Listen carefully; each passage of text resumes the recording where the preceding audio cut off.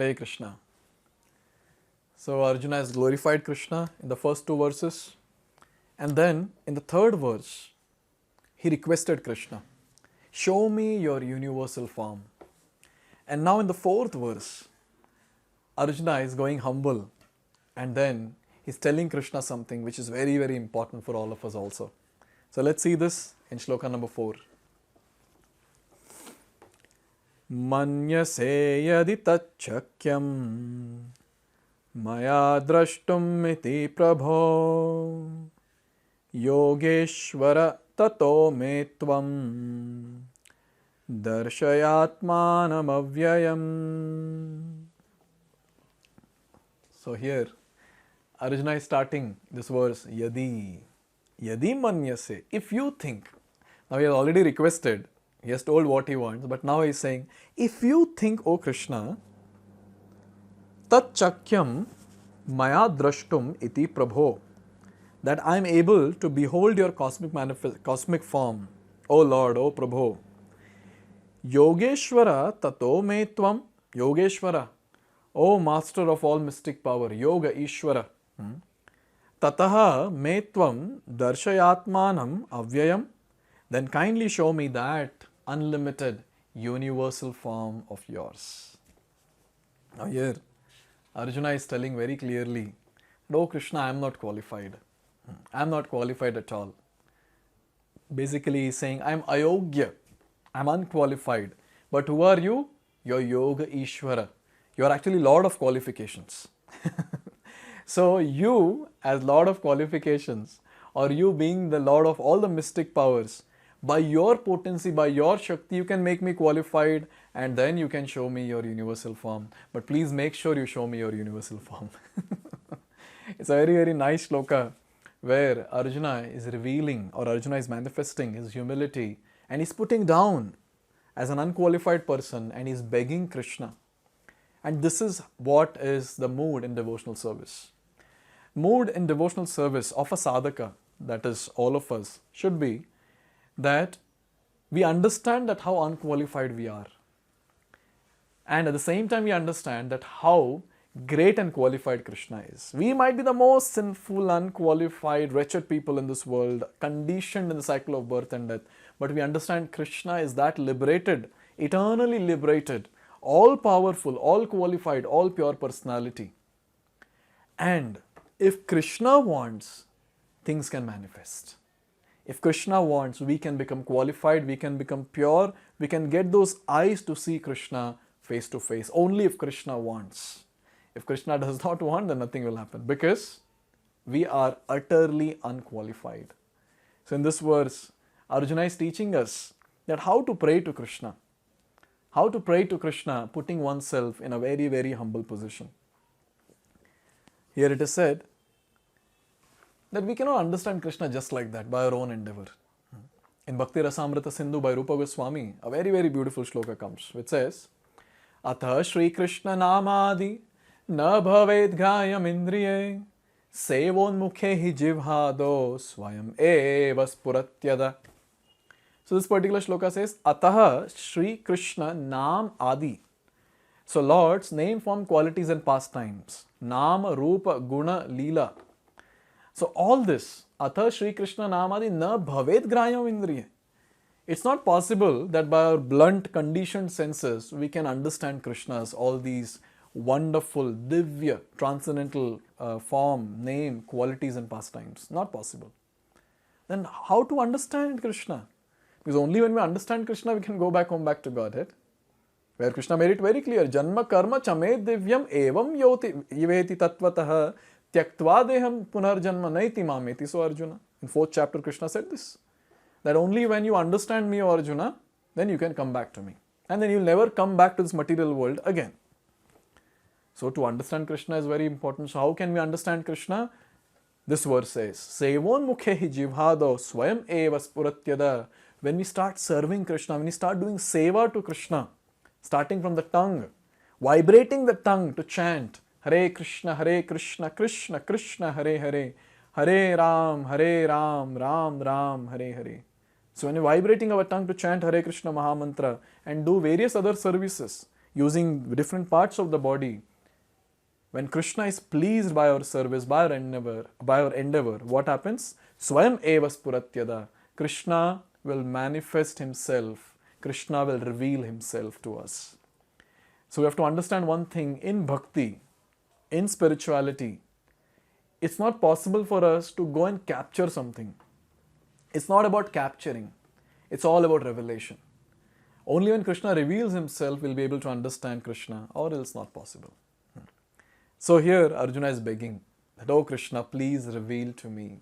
Please reveal yourself to me.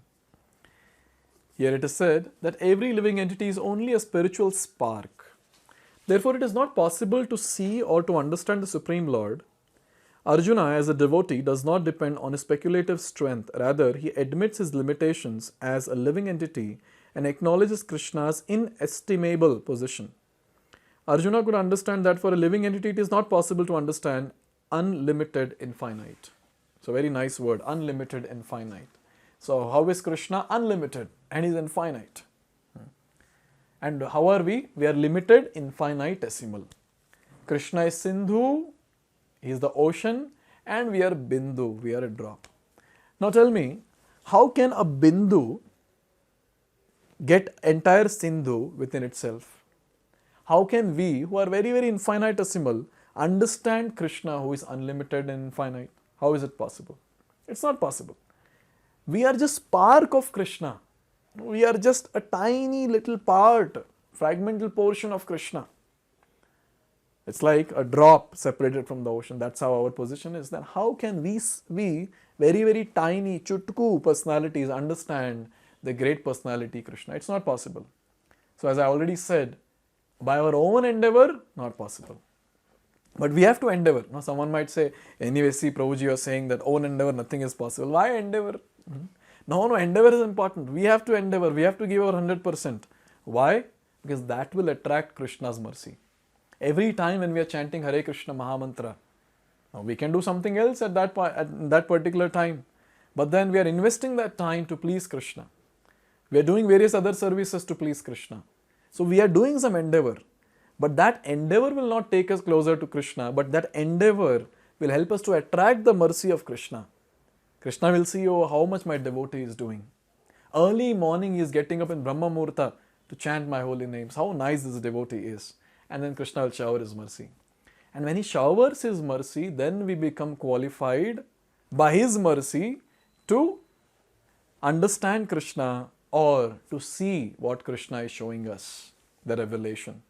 So this point is very important. Endeavor is important. To attract Krishna's mercy, endeavor will not take us, or endeavor will not help us to capture Krishna. This is a very, very important point. Many times, many so-called people or common public, they say that why I am not able to see God. Arey Baba, you are so contaminated, sinful, unqualified person. How can you see Krishna? We cannot see so many things in this world and we want to see Krishna. From these eyes which are filled with blood and pus and mucus and bile and so many other things. How can we see Krishna with this mortal eyes? We need to have divine eyes for that. Premanjana churita bhakti vilochanena santas sadaiva hridayeshu vilokayantim yam shama sundaram achintya gunaswarupam govindamadi purusham tamaham bhajami. Prema Anjana is needed. And this Prema Anjana, the ointment of love, the Anjana of love, Prema, we cannot go and purchase it from some market, some shop. Only Krishna has to give that. When we get those divine eyes, when our eyes are anointed with love, at that time we can see Krishna face to face. So making a stupid statement that, oh Krishna, if you are present, come in front of me. He is not our servant that he will listen to us. But Krishna becomes a servant of his devotees. Those devotees who capture Krishna by practicing the devotional service, by their intense love and hankering to attain Krishna. Here it is said very nicely, if the infinite reveals himself, then it is possible to understand the nature of the infinite by the grace of the infinite. Very, very important, I repeat. It is possible to understand the nature of the infinite. How? by the grace of the infinite. It is possible to understand Krishna only by the grace of Krishna. The word yogeśvara is also very significant here because the Lord has inconceivable power. If He likes, He can reveal Himself by His grace, although He is unlimited. This is a very nice thing. We are limited, we are infinitesimal, but then if Krishna wants to reveal Himself, He is unlimited, He is infinite, but He wants to reveal Himself, we infinitesimal beings would also be able to understand that infinite personality. Very, very difficult to conceive also. Infinitesimal being trying to understand the infinite. It is possible. Why? Because Krishna is the greatest mystic. He is all powerful. He can do anything. He can pull an elephant outside from a small hole in the needle. He can do that. And He can reveal His entire universal form, His entire opulence in the chutku personalities like us, in our heart, which is again very, very chutku. So this is the greatness of Krishna. And here it is said, finally, Arjuna's mood. Therefore, Arjuna pleads for the inconceivable grace of Krishna. He does not give Krishna orders. Krishna is not obliged to reveal Himself unless one surrenders fully in Krishna consciousness and engages in devotional service. Thus, it is not possible for persons who depend on the strength of their mental speculations to see Krishna. Very, very important point. Arjuna is not ordering Krishna. Oh Krishna, show me your universal form. He is requesting, he is pleading, he is begging. This is the mood of a devotee. A devotee is always in the mood of begging. What is devotional service all about? Devotional service is all about to become a very wonderful, a very perfect, a very flawless beggar. So this is what you're supposed to do. We are supposed to get trained for becoming a nice beggar. We have to beg to Krishna very nicely, especially while chanting the Hare Krishna Mahamantra. Especially when we are offering intense prayers to Krishna from our heart. We cannot order Krishna. Why? Who are we to order Krishna? What qualification we have so that we can order Krishna? Obviously, many times people say, I asked Krishna this thing, Krishna didn't give. Why will Krishna give? Why has to Krishna give? This is the question. Is Krishna obliged? Oh, this person gave me 2 pedas yesterday, so I should give him this. Krishna is not obliged. He does not need anything that we offer. So a very important thing to understand, we are not qualified to order Krishna. When we ask Krishna something, we have to beg. We cannot order. And if Krishna wants, out of His sweet will, if He wants to sanction, He will sanction. But then He is not obliged. He is not obliged at all to do whatever we are asking to do. So it's a very important thing to understand when we are practicing devotional service. It has to be ahituki. It has to be unmotivated. It has to be selfless. Krishna, I don't want anything. I am just doing devotional service to please you. I don't want anything. I just want you. This is a very, very important thing that we need to understand. Selflessly we have to render service without any expectation. And guess what? Such devotees get everything. See, they might have desire in the heart, but then they are not willingly doing some activity or devotional service to get that desire fulfilled. They are doing it selflessly. But Krishna as Paramatma knows the desire. He will fulfill. Whatever desire a devotee has, he will fulfill. So one important thing that we need to understand is, when we are practicing devotional service, it has to be selfless. It has to be selfless, unmotivated, and it has to be uninterrupted, apratihata. It has to just go on. Krishna fulfills our desire or does not fulfill our desire, it doesn't matter. What really matters is, am I rendering service to Krishna selflessly without any motivation? Am I doing this or not? If I am doing this, everything will come in life. What else we want apart from Krishna? For the ones who are surrendering to Krishna completely and serving Krishna unmotivated, uninterrupted, selfless way, Krishna gives Himself to them. What else we want? So let's all come to that platform of serving Krishna selflessly without any motivation and without any interruption in our devotional service. And when we are able to do that, yes, then we can say that I am advancing in spiritual life. Then we can say that yes, Krishna will be pleased with my little endeavors, whatever I am doing in devotional service. And when we have this mood, we will never ever order Krishna or instruct Krishna to do something, but we'll always beg Krishna for His mercy so that we can advance in spiritual life. So in this way, Arjuna is very, very beautifully spoken or glorified Krishna. Then he has requested Krishna with a lot of humility. Now after hearing this, why will not Krishna's heart melt? Now Krishna's heart melts and transforms into universal form, which will be revealed from next Shloka onwards. So let's see the description of Krishna's universal form from next video. Hare Krishna. Hare Krishna, Hare Krishna.